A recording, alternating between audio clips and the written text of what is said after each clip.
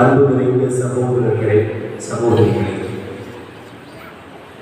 அன்னை தெரசா ஒரு முறை குறிப்பிடுகிற போது இப்படியாக சொன்னார்: கருவுற்றால் ஒரு பிள்ளைக்கு நீங்கள் தாயாகலாம், கருணையுற்றால் 1000 பிள்ளைகளுக்கு நீங்கள் தாயாக முடியும் என்று குறிப்பிட்டார். இது எவ்வளவு பெரிய உண்மை என்பதனை ஆண்டவர் இயேசுவுடைய வாழ்வு நமக்கு சொல்கிறார். அன்பார்ந்தவர்களே, நாம் செய்கிற ஒவ்வொரு செயலுக்கும் பின்னால் ஒரு உந்து சக்தி இருக்கிறது. நம்மை தூண்டி எழுப்புகிற, இயக்குகிற அந்த சக்தி என்ன என்பதை அறிந்து கொண்டோம் என்றால் நாம் எப்படிப்பட்டவர்களாக வாழ வேண்டும் என்பதை புரிந்து கொள்ள முடியும். என்ன செயல் செய்தாலும் அதை செய்வதற்கு ஒரு உந்து சக்தி உண்டு, ஒரு இயக்குகிற ஆற்றல் உண்டு. எனக்கு தெரிந்த ஒரு தம்பி, அவ்வளவு நன்றாக படிக்காதவன், அவனுக்கு ஒரு நல்ல இடத்தில் அரசு வேலை கிடைத்திருந்தது. அவன் கலெக்டர் அலுவலகத்திலே வேலை செய்து கொண்டிருந்தான். ஒரு முறை அவனை சந்திக்க இருந்தது. அவனிடத்திலே பேசிக் கொண்டிருந்தேன். எப்படி இந்த வேலை கொடுத்தால்? உன்னை பார்க்கிறபோது எனக்கு மகிழ்ச்சியாக இருக்கிறது, ஆச்சரியமாக இருக்கிறது. எப்படி வந்தால் என்று கேட்டபோது, பலர் என்னை விடவும் மிகவும் மோசமாக படிக்கக்கூடிய என்னுடைய நண்பர் ஒருவர் வேலைக்கு சேர்ந்து விட்டார். அதை பார்த்த உடனே எனக்குள்ளாக ஒரு வெறி ஏற்பட்டது. நானும் கட்டாயமாக செல்ல வேண்டும் என்ற அந்த வெறியானது என்னை கடினமாக உழைக்க செய்தது. அந்த வெறி வேலை கிடைக்கிற வரையிலும் என்ற நிலையில் போராடச் செய்தது என்று குறிப்பிட்டார். அன்பார்ந்தவர்களே, ஒவ்வொருவருக்குள்ளாகவும் இப்படி ஒரு ஆற்றல் இருக்கிறார். ஒரு சில நாட்களுக்கு முன்பாக ஒரு கல்லூரி மாணவி என்னுடைய தாயோடு என்னை சந்திக்க வந்தார். அவர் பேசிக் கொண்டிருந்தார். ஃபாதர், நாங்கள் நிறைய பேருக்கு உதவி செய்கிறோம், நீங்கள் ஏதாவது கொஞ்சம் டொனேஷன் கொடுங்க அப்படின்னு கேட்டாங்க. நான் கேட்டேன், நீங்கள் டொனேஷன் கொடுக்கக்கூடிய ஆட்கள் அவ்வளவு தெளிவான ஆட்கள் தானா? உங்களிடத்தில் பிறப்புள்ளவர்கள் தகுதியுடையவர்கள் தானா? உங்களுக்கு எப்படி தெரியும் என்று கேட்டேன். நான் சொன்னால், நானே நேரடியாக போய் பார்த்தேன். அந்த பிள்ளைங்க ஏக்கா கொஞ்சம் சாப்பிடுறது ஏதாவது நான் கொடுங்க அப்படின்னு கேட்ட கண்ணால் பார்த்தபோது என்னால் உதவி செய்யாமல் இருக்க முடியவில்லை என்று அவர் கண்களை பேசினார். அன்பார்ந்தவர்களே, அந்த பேச்சு என்னை இறக்கப்பட வைத்தது, அவருக்கு உதவுவதற்கு என்னை தூண்டியது என்று அவர் குறிப்பிட்டார்.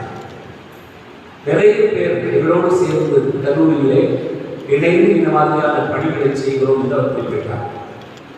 அப்படி என்றால் நாம் ஒரு செயலை செய்கிறோம் என்று சொன்னால் அந்த செயலை செய்வதற்கான ஒரு ஆற்றல், ஒரு உந்து சக்தி, இயக்குகிற தன்மை நமக்குள்ளாக இருக்கிறார். ஆகவேதான் அன்னை தெரசா தன்னுடைய வாழ்வின் எல்லா பணிகளுக்கும் ஒரு உந்து சக்தியாக அவருடைய கருணை குலத்தை நாம் பார்க்கிறோம். ஆகவேதான் முதலில் நான் குறிப்பிட்டேன். அவர் சொன்னார், கருவுற்றால் ஒருவருக்கு தாயாக முடியும், கருணையுற்றால் 1000 பேருக்கு நீங்கள் தாயாக முடியும் என்று குறிப்பிட்டார். அந்த கருணை உள்ளம்தான் இயேசுடைய வாழ்வில் முழுக்க முழுக்க அவரை இயக்கிய சக்தியாக இருந்திருக்கிறார். இதை நற்செய்தி வாசகத்தில் வாசிக்க கேட்டோம். பல இடங்களில் இருந்து மக்கள் பெருந்திரளாக இயேசுவை சந்திக்க வந்தார்கள். வந்தவர்கள் எல்லாருக்கும் உதவி செய்தார்கள், எல்லாருடைய தேவைகளை பூர்த்தி செய்தார்கள். மக்கள் அப்படி பரிதவித்து இருப்பதை பார்த்தபோது, 1000 ஆடுகள் போல் அவர் இருப்பதை கண்டபோது அவர்கள் மீது பரிவு கொண்டார் என்று சொல்லப்பட்டிருக்கிறார். இயேசுவுடைய இந்த செயல் இந்த இடத்தில் மட்டும் வெளிப்படவில்லை, விவிலியத்தின் எல்லா பகுதிகளிலும் இயேசுவுடைய இந்த பரிவரக்க குணம் வெளிப்பட்டிருக்கிறது. என் அன்பார்ந்த சகோதர சகோதரிகளே, இயேசுவை செயல்பட வைத்தது, இயங்க வைத்தது, அவர் தனக்குள்ளால் வளர்த்துக் கொண்ட மிகப்பெரிய ஆற்றல் என்று சொன்னால் இந்த பரிவுள்ளம் தான். லூக்கா நற்செய்தி 7ஆம் அதிகாரத்தில் நாம் வாசித்து இருக்கிறோம். ஒரு தாய் தன்னுடைய ஒரே மகனை பறிகொடுத்து விட்டு எல்லோரும் அவரை தூக்கிக் கொண்டு போகும்போது அந்த கிடத்திற்கு பின்னாக அவரும் அழுது கொண்டே போகிறார். 13ஆவது வசனத்தில் நாம் வாசிக்க கேட்கிறோம். இயேசு அந்த பெண்ணை சந்தித்து அவர் மீது பரிவு கொண்டு அழாதே என்று சொல்கிறார். இரண்டாவது சகோதர சகோதரிகளே, இதே போல நிறைய இடங்களில் இயேசுடைய வாழ்வில் பார்க்கிறோம். மத்தேயு நற்செய்தி 20ஆவது அதிகாரத்திலே நாம் வாசிக்க கேட்கிறோம். பார்வையற்ற 2 நபர்கள் அங்கே இயேசுவிடத்திலே வந்து, ஐயா எங்களுக்கு பார்வை கொடும் என்று கேட்கிற போது, நான் உங்களுக்கு என்ன செய்ய வேண்டும் என்று கேட்டுவிட்டு அவர்கள் மீது அவர் பரிவு கொண்டார் என்று சொல்லப்பட்டிருக்கிறார். மத்தேயு நற்செய்தி 14ஆவது அதிகாரத்தில் வாசிக்க கேட்கிறோம். 5000 பேருக்கு உணவளிக்கிற அந்த நிகழ்விலே மக்களோடு கூடியிருக்கக்கூடிய அந்த காட்சிக்கு முன்பாக ஆண்டவர் அவர்கள் மீது பரிவு கொண்டார் என்பதை விவிலியம் நமக்கு சொல்கிறார். இப்படி விவிலியத்தின் பல பகுதிகளிலே இயேசுவுடைய பணி, அவருடைய வாழ்வு, அவருடைய எல்லா நிகழ்வுகளிலும் அந்த பரிவு கொண்ட உள்ளமானது வெளிப்பட்டுக் கொண்டே இருந்திருக்கிறார். என் அன்பார்ந்த சகோதர சகோதரிகளே, நம்மை இயக்குகிற ஆற்றல் எது, நம்மை செயல்பட வைக்கிற அந்த சக்தி எது என்பதை நாம் அறிந்து கொள்ள வேண்டும். ஆகவே இந்த நற்செய்தி பகுதியுடைய 2வது பகுதியை பார்த்தோம் என்று சொன்னால், அந்த 2வது பகுதி இயேசு தான் வாழ்ந்ததை தன்னுடைய சீடர்கள் சொல்ல வேண்டும். தான் நினைத்தது, தான் செய்த பணியை அவர்களும் செய்ய வேண்டும் என்று நினைத்து அவர்களுக்கு அதிகாரம் அளிக்கிறார்கள். அவர்களும் இந்த பரிவுள்ளத்தை பெற்றுக்கொண்டு பணியாற்ற வேண்டும் என்று விரும்புகிறார்கள். இன்றைக்கு நம்ம ஒவ்வொருவருக்குமே அப்படி ஒரு அழைப்பை ஆண்டவர் நமக்கு தருவதாக இந்த நாளில் சிந்தித்து பார்க்கிறோம். அன்பார்ந்தவர்களே, இந்த பரிவுள்ளம் பெற வேண்டும் என்று சொன்னால் நாம் 2 காரியங்கள் செய்ய வேண்டும். விவிலியம் நமக்கு சொல்கிறார். ஆண்டவர் இயேசுவுடைய பாடமாக நமக்கு முன்வைக்கிறார்.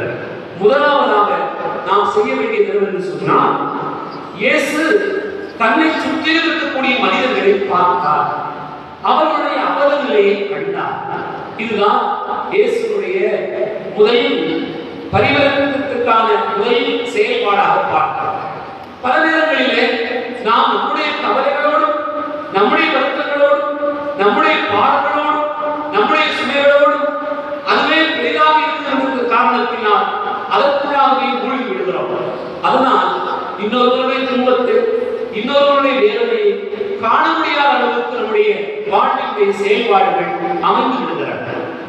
ஆனால் ஒவ்வொரு நாளும் நாம் யோசித்து பார்க்க வேண்டும். இந்த நாளில் ஆண்டவர் என்னை பராமரித்தார், என்னை வழிநடத்தி வந்தார்.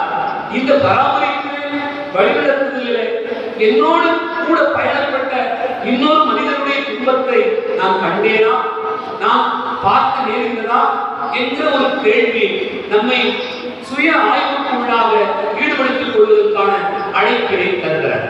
நாம் விவிலியத்தை பார்க்கிறோம். பரிவு கொள்கிற ஒரு உள்ளம் என்பது இறைவனுடைய செயல்பாடு, இறைவனுடைய குணம் என்பதை நாம் அறிந்து கொள்ளலாம். எப்படி என்று சொன்னால், ஆண்டவர் மோசேயை அழைக்கிற போது அவருக்கு சொல்லக்கூடிய வார்த்தை என்ன? இதோ என் மக்கள் படுகிற துன்பத்தை என் கண்களால் கண்டேன், அதன் பொருட்டு நான் இறங்கி வந்திருக்கிறேன் என்று குறிப்பிட்டார்.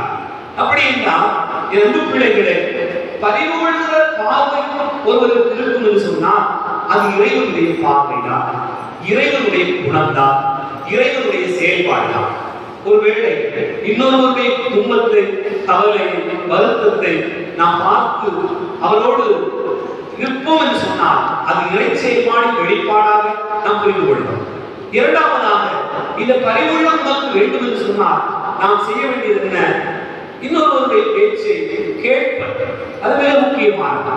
விவிலியத்திலே ஆண்டவர் இயேசுவிடத்திலே எத்தனையோ பேர் தேடி வந்தார். வந்தவரெல்லாம் அவர் கேட்டார். அவர்கள் என்ன பேசுகிறார்கள் என்று அவர்கள் பேசுவதற்கான நேரம் கொடுத்து கவனித்தார். பல நேரங்களிலே நாம் யாருக்காவது உதவி செய்கிறோம்னு சொன்னா நம்ம சொல்லிட்டு போதும் விட்டுட்டு போயிரு அவ்வளவுதான் அப்படின்னு நம்ம நினைச்சிருவோம். அதுக்கு மேல அவங்க என்ன பேசுறாங்க, என்ன சொல்ல வராங்க, அதை கூட கேட்கறதுக்கு நம்ம விரும்புறது இல்லை. ஆனா ஆண்டவர் இயேசு கிறிஸ்துவை தேடி வந்தவர்களை அவர் அதிகமாக கவனித்தார். அவர் பார்த்தால் ஒரு புறம், இன்னொரு புறம் அவர்கள் பேச்சை கேட்டார். அன்பு பிள்ளைகளே, இவை இரண்டும் பரிவுள்ள ஒரு மனிதனுக்கு மிக அவசியமான பண்பாக நாம் நினைத்து பார்க்கிறோம். இதனை நாம் நம்முடைய பிள்ளைகளுக்கு கற்றுக் கொடுக்க வேண்டும்.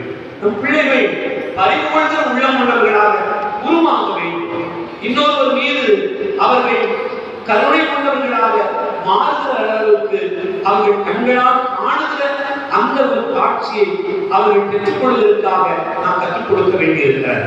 அதே போல நம் உலகத்தினுடைய பல பகுதிகளில் ஆண்டவர் வெளிப்படுத்துவது போல மற்றவருடைய குரலை கேட்பதற்காக நாம் நம்முடைய செவிகளை திறந்து வைக்க வேண்டும். பல நேரங்களிலே நாம் சொல்வதை கேட்க வேண்டும், நாம் சொல்வதை அவர்கள் மதிப்போடு எடுத்துக்கொள்ள வேண்டும், நாம் சொல்வதற்கு அவர்கள் எல்லாருக்கும் கீழ்ப்படிய வேண்டும் என்று எதிர்பார்ப்பதை விடவும் மற்றவர்கள் சொல்வதில் என்ன இருக்கிறது என்று கவனிக்கக்கூடிய அந்த பார்வை உண்மையிலேயே இயேசுக்குரிய அந்த பண்பு அவரில் வெளிப்பட்ட ஒரு பார்வையாக நாம் நினைத்து பார்க்கிறோம். அவங்க எல்லாரும் சகோதர சகோதரிகளே, நாம் பரிமாற்றங்களாக வாழ வேண்டும் என்று சொன்னால் இரண்டு காரியங்களை மனதில் வைத்துக் கொள்வோம். நம்மை சுற்றி நடக்கக்கூடியவர்களை பார்ப்போம், நம்மை சுற்றி நடக்கக்கூடியவர்கள் நம்மிடத்திலே பேசுகிற போது கேட்போம். இவை இரண்டும் இருந்தால் நாம் பரிவுள்ளவர்களாக மாற முடியும். அந்த பரிவுள்ளம் இறைச்செயலாக வெளிப்படும்.